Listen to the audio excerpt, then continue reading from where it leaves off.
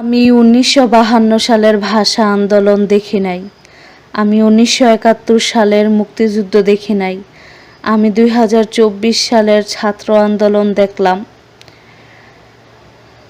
আর দেখে সহ্য করতে পারতেছিলাম না এই দৃশ্যগুলা। এই আমাদের সমবয়সী অথবা আমাদের থেকে ছোট হবে বা কেউ বড় হবে, এই তরুণ যুবকগুলার মৃত্যু কোনোভাবেই মেনে নিতে পারতেছিলাম না। যেদিনকে আবু সাঈদের কে যে পুলিশ সরাসরি গুলি করলো, সেদিনকে সেই দৃশ্যটা দেখার পর থেকে রাতে আমার ঘুম হয় নাই। এখনো পর্যন্ত যেই কয়টা দিন নেট ছিল না, প্রত্যেকটা দিন রাত্রে যে কতবার করে আমার ঘুম ভেঙে গেছে। আর আমি মোবাইল চেক করে করে দেখতেছিলাম যে আসলে আমরা তো গ্রামে থাকি, শহরে কি হচ্ছে না হচ্ছে সেটা তো আর আমরা জানি না। তো কি হচ্ছে না হচ্ছে এটা একটু মিডিয়ার উপরে নির্ভর করে আমাদের জানতে হয়। তারা যা দেখায় তাই আমরা দেখি। অনেক সময় দেখা যায় যে মিডিয়ারাও দালালি করে, সত্য খবর প্রচার করে না, কিন্তু তারপরেও ইউটিউবাররা যে দেখায় এগুলাকে সত্য মনে করে দেখি। তো একটু পরপর আমি ওয়াইফাই চালু করতেছিলাম।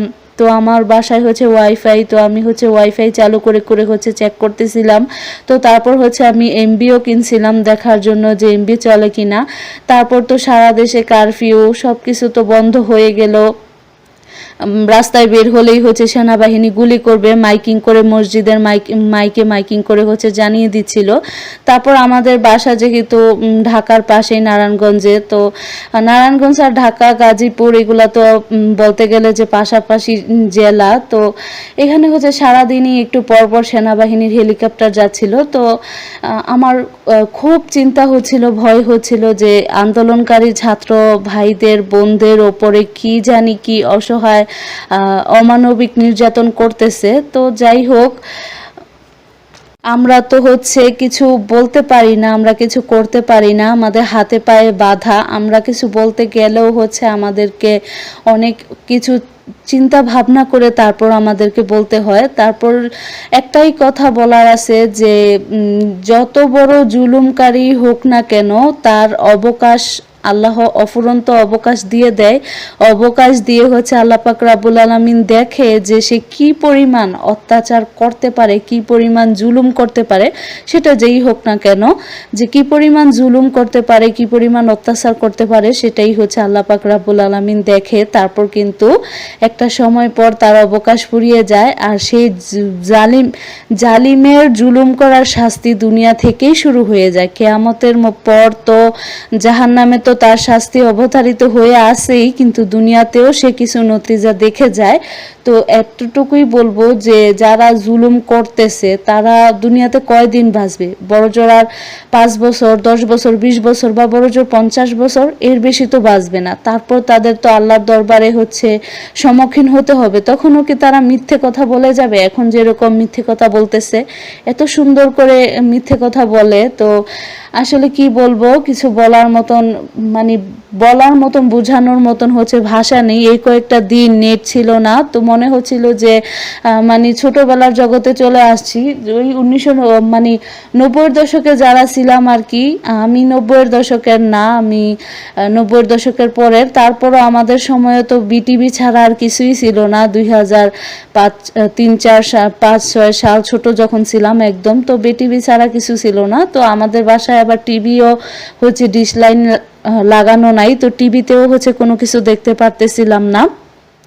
তো টিভি তো নষ্ট হয়ে পড়ে আছে, ওটাতে কেউ ডিশ কানেকশন করে নাই আর চলেও না। তো মোবাইলে বারবার চেক করতেছিলাম, নেট আসতেছিল না।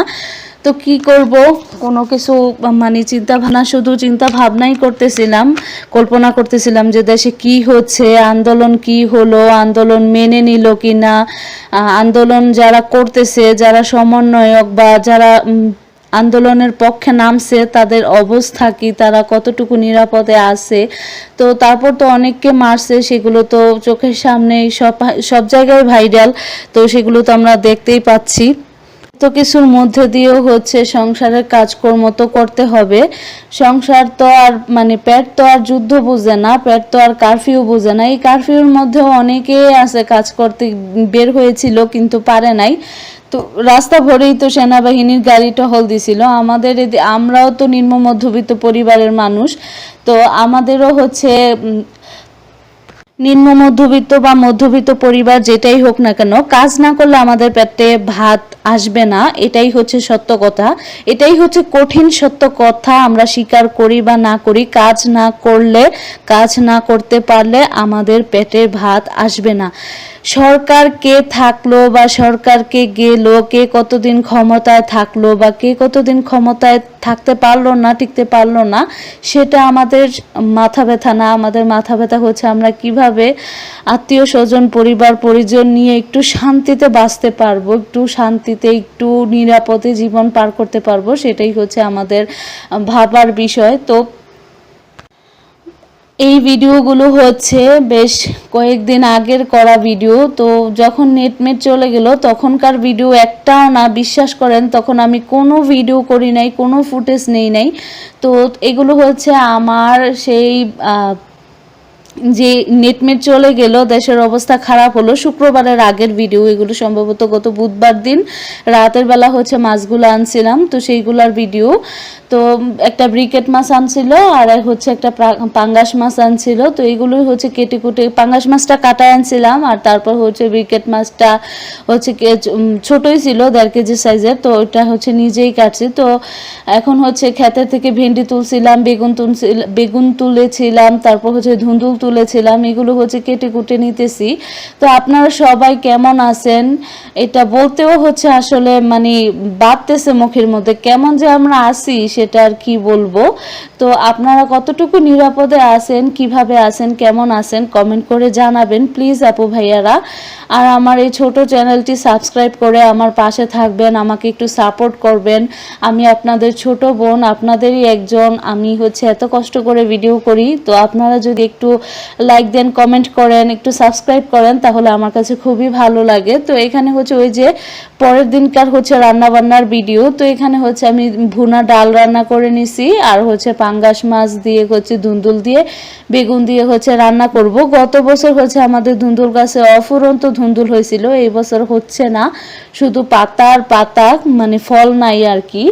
তো এই তো অল্প কয়েকটা ধুন্দুল হয়েছিল, সেই সাথে হচ্ছে 2-3টা বেগুন হয়েছিল গাছে, তো ওইগুলো হচ্ছে মিলিয়ে কেটে নিছি। বেগুনও নরম তরকারি, ধুন্দুলও হচ্ছে নরম তরকারি, একসাথে দিয়ে হচ্ছে সুন্দর করে রান্নাটা করে নিব। এখানে হচ্ছে আমি পেঁয়াজ কুচি, তারপর তেল দিয়ে একটু ভেজে, একটু হলুদের গুঁড়া, একটু মরিচের গুঁড়া, লবণ, আদা রসুন বাটা, একটু ধনিয়ার গুঁড়া দিয়ে হচ্ছে ভালো করে পাঙাশ মাছগুলোকে ভালো করে হচ্ছে কষিয়ে নিব। এইভাবে আমি কখনো হচ্ছে মানে আমি পাঙাশ মাছের হচ্ছে পিঠের যে পিসগুলা থাকে, সেই গাদার পিস, ওইগুলা হচ্ছে না ভেজে রান্না করি না। মাঝে মধ্যে দেখা যায় যে পেটের পিসগুলা হচ্ছে একটু, পেটির পিসগুলা একটু কষিয়ে রান্না করা হয়। তো দেখতেই পাচ্ছেন কি সুন্দর করে কষিয়ে নিছি। তারপর হচ্ছে ধুন্দুল, আলু, এইগুলো হচ্ছে একটু ভালো করে কষিয়ে নিব। আর মাছগুলো উঠায় রাখছি। আসলে কোনো কথা বলতে ভালো লাগতেছে না, এই ভিডিও রিলেটেড কথা বলতে আমার একটুও ইচ্ছে করতেছে না। সেই যদি আপনারা আন্দোলন মেনেই নিবেন, কোটা আন্দোলন মেনেই নিবেন, কোটা যদি মানে যে কোটার জন্য যে ছাত্র ভাইয়েরা বোনেরা আন্দোলন করলো, সেটা যদি আপনারা মেনেই নিবেন, তাহলে কেন এতগুলো লাশ, কেন এতগুলো মায়ের বুক খালি হলো? যেই পরিবার থেকে সন্তানটা হারিয়ে গেছে, সেই পরিবারের কষ্ট আমরা কেউ কোনো দিন বুঝতে পারবো না। আমরা যতই বলি না কেন, আমরা যতই ফেসবুকে লিখি, ইউটিউবে ভিডিও দিই, আমরা যত যাই কিছু করি, তাদের কষ্টের 1/10 ভাগ পরিমাণ কষ্ট আমাদের হবে না, আমরা সেটা বুঝতে পারবো না। তাদের এই এত কষ্ট করে হচ্ছে নিজে খেয়ে না খেয়ে নিজের সন্তানকে বড় করা, একটা ভালো চাকরি হবে, সন্তানের ভালো পড়ালেখা করবে, তার জীবনটা সেটেল হবে, বাবা মায়ের যে এতটুকু একটা মধ্যবিত্ত পরিবারের, একটা নিম্ন মধ্যবিত্ত পরিবারের সন্তানকে বড় করতে, শিক্ষিত করতে যে একটা বাবা মায়ের কি পরিমাণ ত্যাগ, কি পরিমাণ তিতিক্ষা থাকে, এটা আমাদের মতো নিম্ন মধ্যবিত্ত পরিবারের মানুষ ছাড়া হচ্ছে বোঝা সম্ভব না। তো কি বলবো, আজকেও হচ্ছে এই কথাগুলো বলতে গিয়ে হচ্ছে আমার মানে বারে বারে আটকে যাচ্ছে, কথাগুলো বলতে পারতেছি না। তো কত কষ্ট করে যে একজন মা বাবা তার হচ্ছে সন্তানদেরকে বড় করে পড়ালেখা করায়, যে তারা একদিন বড় হবে, একটা ভালো চাকরি করবে, বৃদ্ধ বয়সে আমাদের হাত ধরবে, আমাদেরকে খাওয়াবে, পড়াবে, সেবা যত্ন করবে, হাত ধরে আমাদেরকে নিয়ে চলবে। তো এগুলা যে কত বাবা মায়ের যে কত কষ্ট করে যে স্বপ্নগুলো দেখে, একটা মা একটা ভালো কাপড় পরে না, একটা ভালো শাড়ি পরে না, ভালো খাবার খায় না, এই সন্তানকে ভালো করে পড়ালেখা করার জন্য, তার স্কুলের পড়ালেখা করানোর জন্য, তার স্কুল কলেজের ফিস দেওয়ার জন্য।